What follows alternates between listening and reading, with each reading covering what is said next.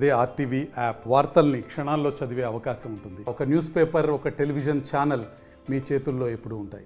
రాష్ట్ర వ్యాప్తంగా వైసీపీ కార్యాలయాలకి నోటీసులు ఇచ్చారు. అదేవిధంగా చూసుకుంటే వైసీపీ కేంద్ర కార్యాలయాన్ని అయితే మొన్న తాడేపల్లిలో అయితే పూర్తిగా కూల్చివేత అయితే చేశారు.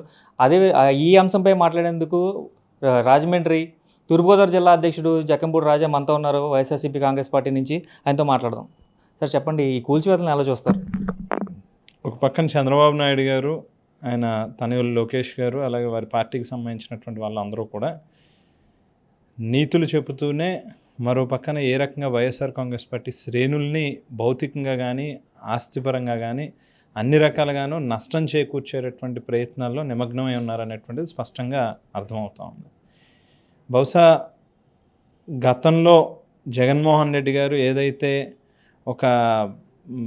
ఏ రకమైనటువంటి పర్మిషన్స్ లేకుండా రివర్ దీనికి సంబంధించినటువంటి స్థలంలో నిర్మాణం చేసినటువంటి ఒక ప్రభుత్వ ఆస్తిని ఆవేళ ప్రైవేట్ వ్యక్తులకి మనం ఆదర్శంగా నిలవాలంటే ముందు ప్రభుత్వం పరంగా ఆదర్శంగా ఉండేటట్టుగా ఉండాలి తప్పితే మనమే తప్పిదం చేయకూడదు అనేటువంటి ఉద్దేశంతో చేసినటువంటి ఒక పనిని ఇవాళ చూపిస్తూ అదే పనిగా రాష్ట్ర వ్యాప్తంగా ఉన్నటువంటి వైఎస్ఆర్ కాంగ్రెస్ పార్టీ యొక్క కార్యాలయాల్ని ధ్వంసం చేయాలనేటువంటి ప్రయత్నం చేయడం మాత్రం ఖచ్చితంగా మంచి పద్ధతి కాదు. అయితే ఈవేళ బహుశా వాళ్ళ అధికారంలో ఉండొచ్చు, రేపు మళ్ళీ ప్రజాస్వామ్యంలో మరొకసారి ఖచ్చితంగా ఒక 5 ఏళ్ళు పోయాక మళ్ళీ మేము అధికారంలో ఉండొచ్చు. రేపు ఇదే రకమైనటువంటి పనులకి మేము కూడా చర్యలకి పాల్పడితే ఖచ్చితంగా రాష్ట్రంలో ఒక అశాంతి నెలకొని రాష్ట్ర యొక్క పురోగతి కానీ ప్రగతి కానీ వెనక్కి వెళ్ళేటటువంటి పరిస్థితి వస్తుంది. అందుకని దయచేసి ఈ రకమైనటువంటి పనులను పక్కన పెట్టి ఏదైతే మీరు ప్రజలకి వాగ్దానాలు ఇచ్చారో 18 సంవత్సరాలు నిన్నటువంటి ప్రతి మహిళకి కూడా నెలకి 1500 రూపాయల చొప్పున ఇంటికి పంపిస్తామని చెప్పారు.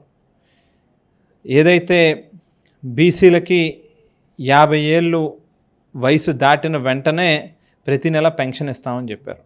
ఇటువంటి సూపర్ 6లని రకరకాల వాగ్దానాలు ఏవైతే చేశారో ఇవాళ దయచేసి మీరు ఇచ్చినటువంటి వాగ్దానాలని నెరవేర్చుకునేటటువంటి దాని మీద మీ సమయాన్ని వెచ్చించండి తప్పితే ఏ రకంగా వైఎస్ఆర్ కాంగ్రెస్ పార్టీని ఇబ్బందులకు గురి చేయాలనేటువంటి ప్రయత్నం చేస్తే మాత్రం తిరిగి మళ్ళీ అంతే రెట్టించినటువంటి ఉత్సాహంతో బంతిని గోడకేసి కొడితే ఎంత వేగంగా వెనక్కి వస్తుందో అంతే రియాక్షన్తో ఖచ్చితంగా వైఎస్ఆర్ కాంగ్రెస్ పార్టీ మరింత అంటే మేము వాస్తవానికి ఒక 6 నెలల్లో సంవత్సరం కాలము ఇవ్వాలి ప్రభుత్వానికి, వాళ్ళు ఇచ్చినటువంటి వాగ్దానాలను నెరవేర్చడానికి అనేటువంటి ఉద్దేశంతోనే కాస్త స్తబ్దతగా ఉన్నాం.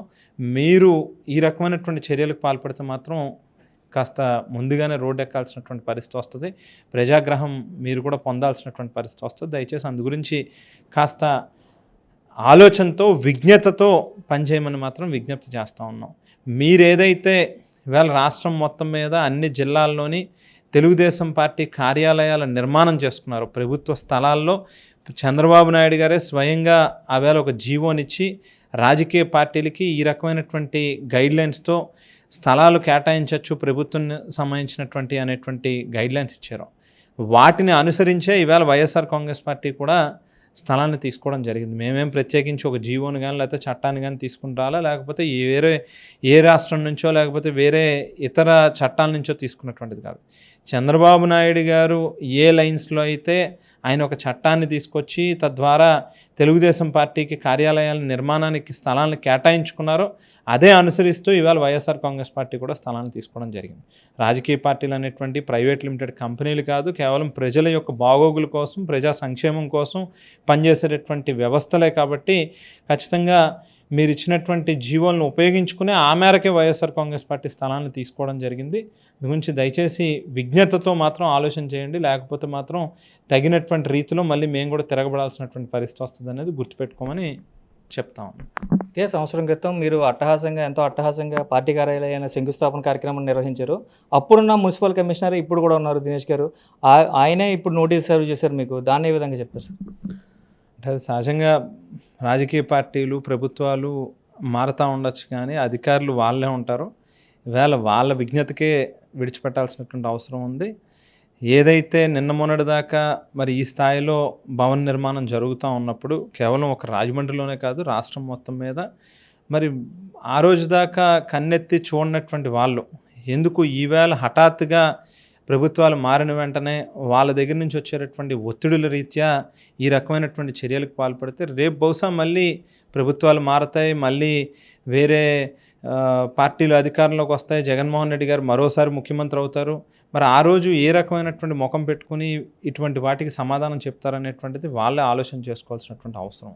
అదే నోటీస్లో కూడా 7 రోజుల లోపల ఈ బిల్డింగ్ మొత్తం పుల్ డౌన్ చేయాలంటూ కూడా నోటీస్లో అయితే క్లియర్గా మెన్షన్ చేశారు. మరి ఏం చేయబోతున్నారు, మీ కార్యాచరణ ఎలా ఉండబోతుంది? మాకున్నటువంటి చట్టపరమైనటువంటి పరిధిలో ఏ రకంగా మేము కోర్టును అప్రోచ్ అవ్వచ్చో, ఈ ప్రభుత్వం అవలంబిస్తూ ఉన్నటువంటి కేవలం ఒక కక్షపూరితమైనటువంటి ఉద్దేశంతో చేస్తూ ఉన్నటువంటి పనులని కోర్టు దృష్టికి తీసుకుని వెళ్ళడం జరిగింది. కోర్టు ఇచ్చేటటువంటి డైరెక్షన్ మేరకు ఖచ్చితంగా న్యాయం గెలుస్తుంది. మా వైపు న్యాయం ఉంది, మేము ప్రాపర్ అప్రోచ్లోనే వెళ్ళాం కాబట్టి ఖచ్చితంగా కోర్టు న్యాయం వైపు, వైఎస్ఆర్ కాంగ్రెస్ పార్టీ వైపు, ప్రజా తీర్పు వైపు నిలబడుతుంది అనేటువంటి ఉద్దేశంతోనే, నమ్మకంతోనే ఉన్నాం. సో ఏమొస్తుంది అనేటువంటిది ఇంకాస్త ఇంకొక 2-3 రోజులు వేచి చూడాల్సినటువంటి అవసరం. ఇదే విధంగా చూసుకుంటే లోకేష్ జగన్ ఉద్దేశించి ప్యాలెస్లు పిచ్చోడా, రాష్ట్రం మీ తాత జాగీర్ అంటూ కూడా ఘాటు వ్యాఖ్యలు చేశారు. దాన్ని ఎలా చెప్తారు? అంటే హెరిటేజ్ భవనాలు, హెరిటేజ్ సంస్థలు ఇవన్నీ ఎక్కడి నుంచి వచ్చినాయి? హైదరాబాద్లో చంద్రబాబు నాయుడు గారు కట్టుకున్నటువంటి భవనాన్ని చూసి ఏ రకంగా భావించాలి? లేకపోతే ఈవేళ రాష్ట్రం మొత్తం మీద ప్రతి జిల్లాలోనే ఉన్నటువంటి తెలుగుదేశం పార్టీ యొక్క కార్యాలయాలని చూస్తే గుడిసెలు అనుకోవాలా, లేకపోతే రేక్ షెడ్లు అని అనుకోవాలా, లేకపోతే బాగా ప్రపంచ దేశాల్లోనే అత్యంత దయనీయమైన పేదరికంలో ఉన్నటువంటి రాజకీయ పార్టీగా తెలుగుదేశం పార్టీని భావించాలా అనేటువంటిది ఖచ్చితంగా వాళ్ళ కళ్ళు తెరుచుకుని వాళ్ళ పార్టీ కార్యాలయాలను చూస్తేనే సమాధానం ఆయనకే దొరుకుతుంది. మేము సమాధానం చెప్పాల్సినటువంటి అవసరం లేదు దానికి. ఇది ఇక్కడ పరిస్థితి. రాజా అయితే ఏం చెప్తున్నారంటే కోర్టుల ద్వారా అప్రోచ్ అయ్యాము, 2-3 రోజుల్లోనే న్యాయస్థానం న్యాయం చేస్తుంది.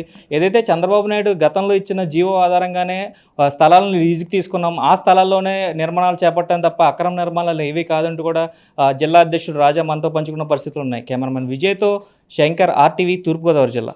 మరిన్ని వీడియోస్ కోసం ఛానల్ ని సబ్స్క్రైబ్ చేయండి, లేటెస్ట్ అప్డేట్స్ కోసం వాట్సాప్ ఛానల్ ని ఫాలో చేయండి అండ్ లింక్ డిస్క్రిప్షన్ లో ఉంది.